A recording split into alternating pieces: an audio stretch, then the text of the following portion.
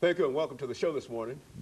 The topic this morning is the World Conference Against Racism, and we're fortunate to have with us to talk about the recent race conference against racism held in Durban, South Africa, Dr. CPoe.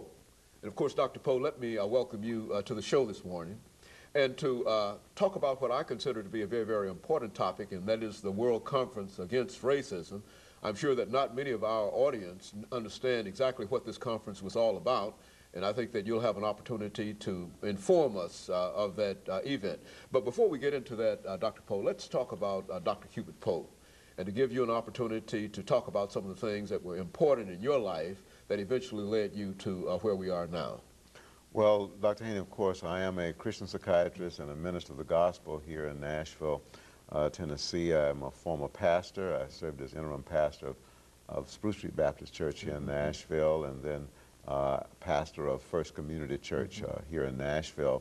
Over the last 8 months, I've been coordinating an effort involving numbers of persons, approximately 8 to 10 people, who are interested in forming an institute for the study of racism and health here in Nashville, Tennessee.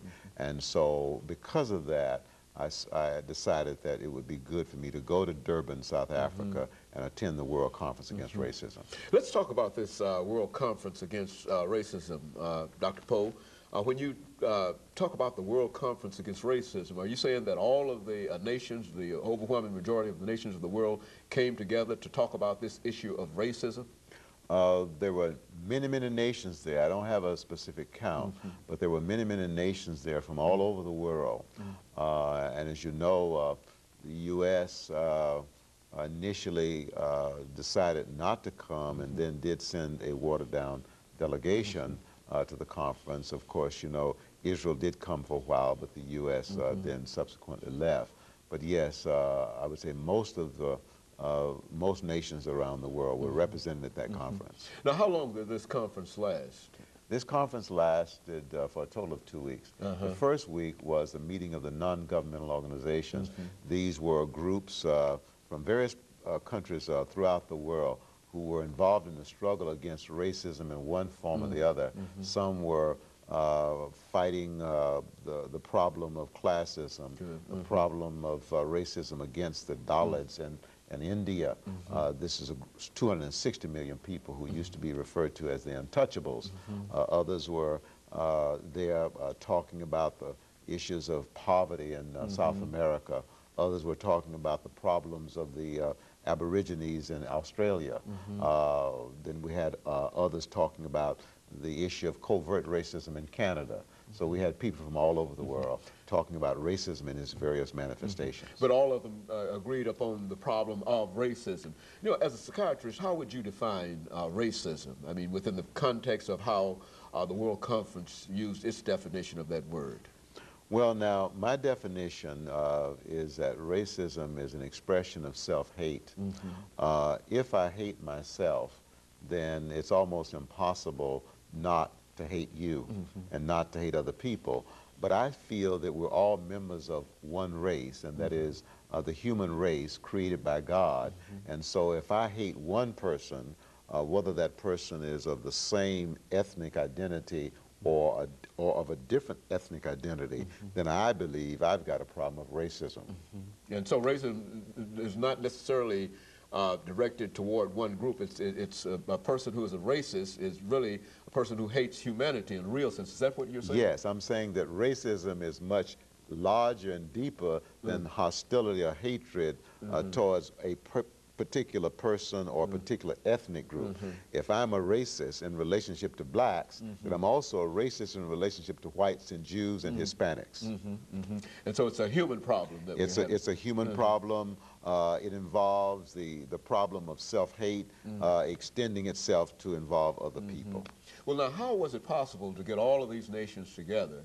And I know that the results might not have been as encouraging as some folks wanted those results to be, but how did you get, how was it possible to get all these folks together on at least a common theme, a common agreement in reference to this? Well, my understanding, this was a second World Conference on Racism, but I think it was the first one that involved the non-governmental organizations. They invited non-governmental people in, rather than just the nations.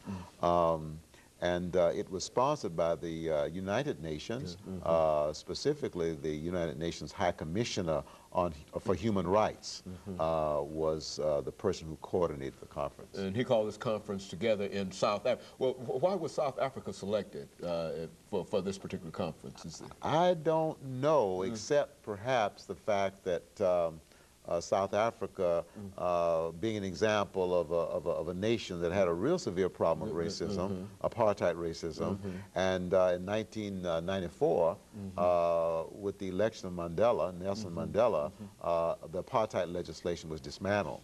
And so I think South Africa then offers the image of hope, a nation that used to have legalized racism and now is moving toward freedom and equality for all people. Now, you were there for approximately 2 weeks. What was your impression of what had happened in South Africa, having known South Africa before 1994 and after? I mean, how did you feel that things had changed, or did you see any manifestations of things not having changed as much as perhaps they should have changed? Talk about it from your own personal point of view. Well, under apartheid, if you were a black African, you had to have a pass to go downtown, and particularly if you remained downtown after 7 p.m. You couldn't be downtown. Also, if you were a black South African under apartheid, you could not own a business. And you were confined to living in a certain part of the community. So you were severely restricted if you were a black African under apartheid.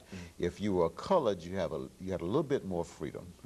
If you were Indian, East Indian, you had a little bit more freedom. You could at least enter a business, you could own a business. And of course, if you were South African white, then there were essentially no restrictions on you. But now, the difference is that blacks have ascended to some degree politically.